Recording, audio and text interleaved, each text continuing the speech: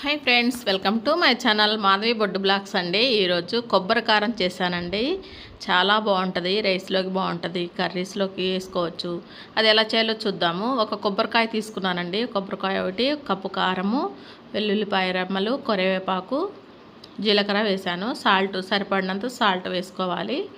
కొంచెం కరివేపాకు కూడా వేసుకోవాలండి. చాలా బాగుంటుంది ఈ కారము. రైస్లో మామూలుగా ఇవి జొన్న సంగట్లాగా చేసుకుంటారు కదండి, అందులోకి బాగుంటుంది.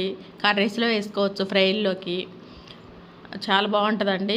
ఇలా మొత్తం మిక్సీ వేసి పట్టుకోవాలి. కొబ్బరి, వెల్లుల్లి రెమ్మలు, జీలకర్ర, కరివేపాకు అన్నీ వేసి పట్టేసి ఒక ప్లేట్లో పోసాను. తర్వాత కారం వేసాను.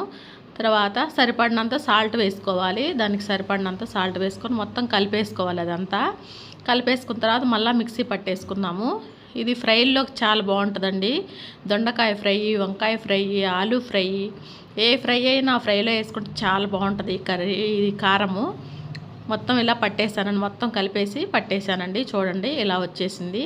టేస్ట్ అయితే చాలా బాగుంటుందండి. దోశల్లోకి, ఇడ్లీలోకి కూడా చాలా బాగుంటుంది. ఇది కూడా మీరు ఒకసారి ట్రై చేయండి, ఇలా చేసుకోండి, చాలా బాగుంటుంది.